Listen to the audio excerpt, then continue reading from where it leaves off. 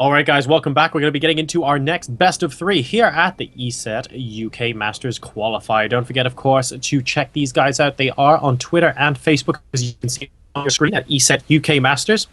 They're the guys who are providing all of the infrastructure, all the prize money, and all of the organization that is going into these weeks of tournaments leading up, of course, to the ESET UK Masters Finals at Insomnia 47. We're going to be getting into a best of three here. It will be a PvP between MTL's Pink and ATN's Socke. So it should be a pretty cool game to watch. Pink, of course, has taken out a lot of notable opponents in this tournament, but Socke, a pseudo legend in Europe. A lot of people know who he is. Of course, very few people don't.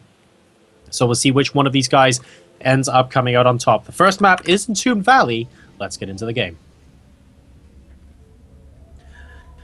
And spawning over here in the top left position, ladies and gentlemen, as the red Protoss player representing MTL, we have Pink.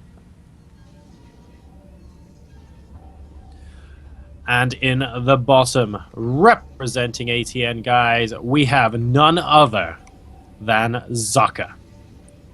So no matter what way you look at it, this game is going to be absolutely huge in terms of skill level. Like, no question about it whatsoever. I mean, Pink has taken out Dimaga, he's taken out A-Bomb, and he took out Orc. Every single player he's taken out has been, like, super notable. And Socke, I think Socke has technically had... Has he had an easier road? Let's find out. He did get a free win in round one. He defeated Genya Push, and in somewhat controversial circumstances, although he did beat him in both games, he just beat Mini Razor 2-0. So he hasn't had to play as many GMs as his opponent. But if anything, maybe Pink's more warmed up. He certainly has defeated the more difficult set of opponents than Socke.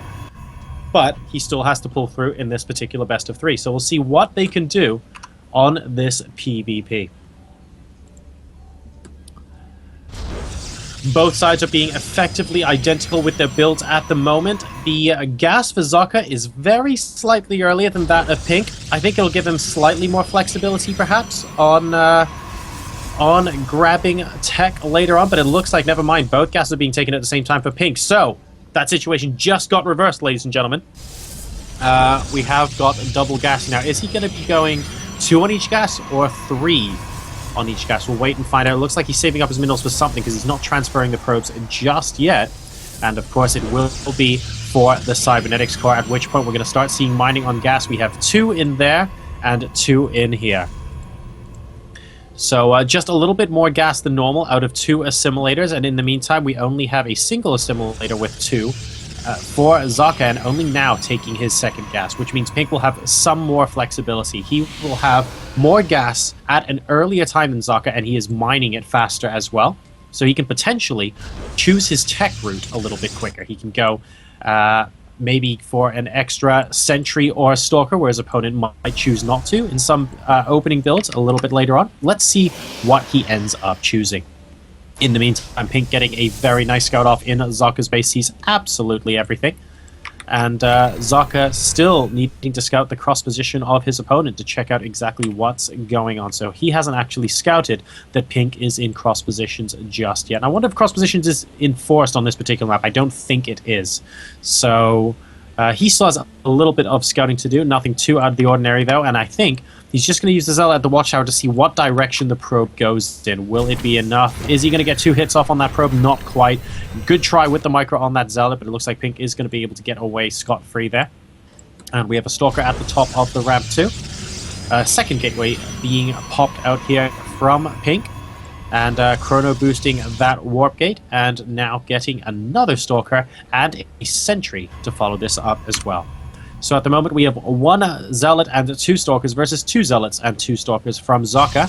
But of course Pink is able to produce the units a little bit closer to his half of the map, and one of those Zealots going down to half health. Actually, good micromanagement there from Pink, forcing Socke to go back across the map. Despite Socke having that extra Zealot, both sides are now on 24 probes. In the meantime, though, Socke is going to be mixing it up with a Stargate by the looks of things at the back of his base.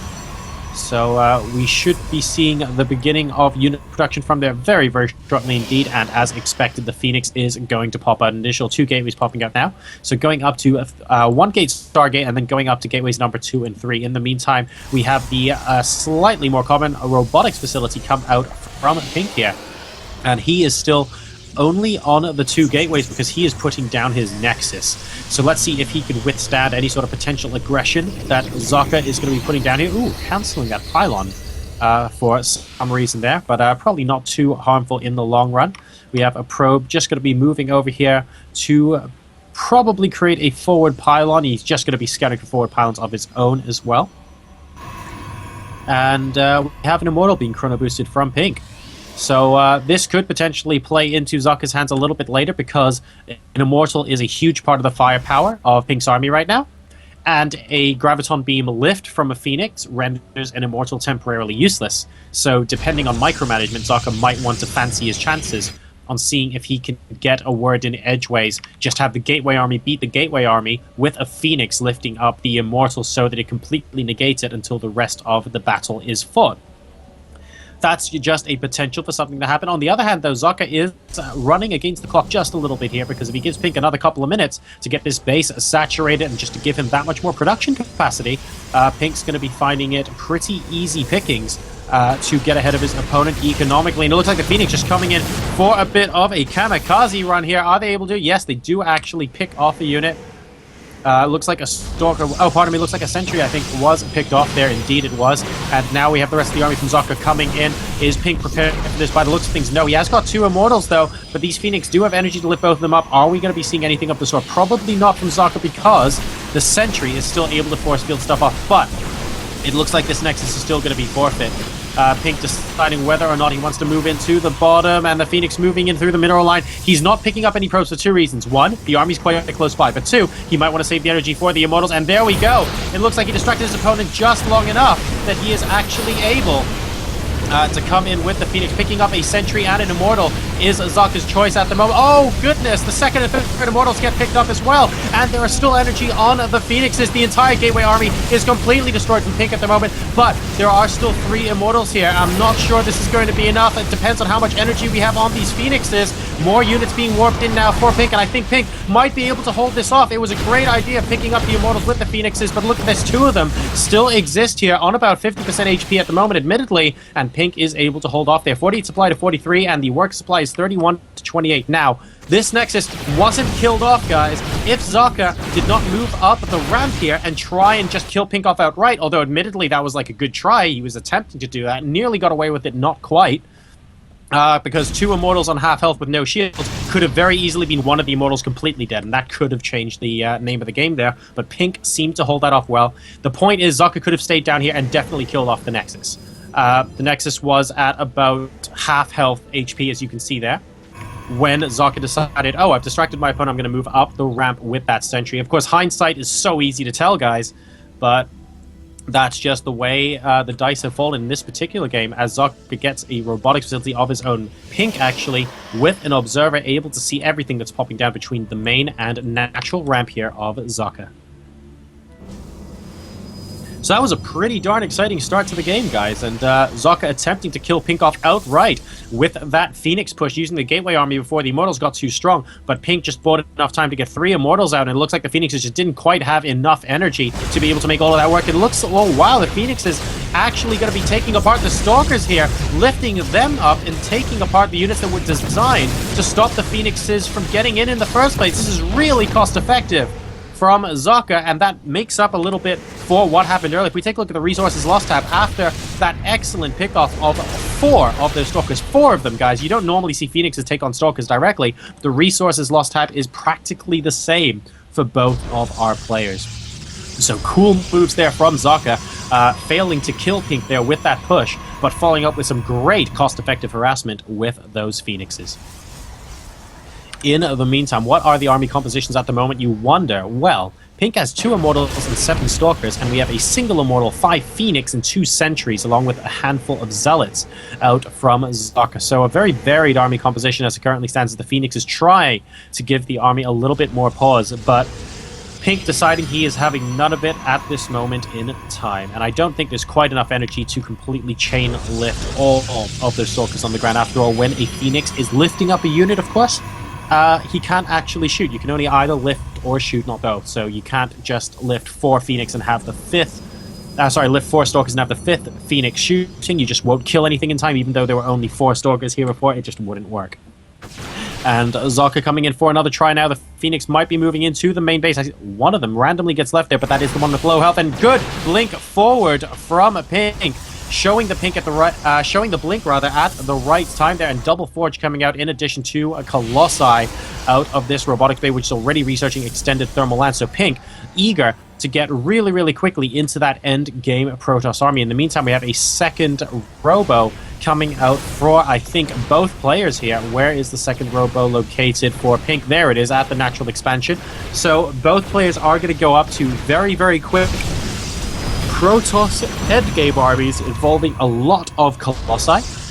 The Phoenix might come in useful against Colossi if they end up being unchecked a little bit later on in the game for Socke, who has a very slender supply lead now, 103 to 99. The worker supply, though, is quite in favor of Pink. He's actually 61 to 46 up at the moment, so he is 15 workers ahead, and that is no small feat, which might explain why he is able to get away with putting down his Nexus at this moment in time.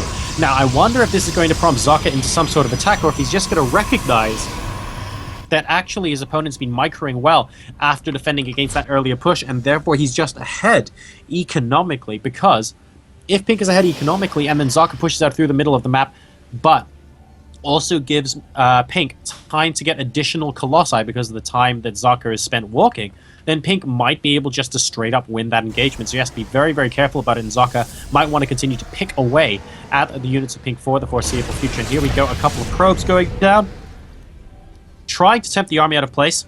And what these Phoenixes are doing at the moment is just saying to Pink, look, you're not going to leave your base, because if you do, I'm going to swoop in and kill 10 plus workers. What are you going to do about it? We have another forward pylon coming in from Socke at the moment, doing a good job of keeping his opponent pinned down on his quarter of the map, but Pink is now up to 3 bases. Now, with these probes mining as well, we can see he has a slight lead in minerals, but it will soon turn somewhat more substantial than that. A couple of gateways going down at the 3rd base location now as well.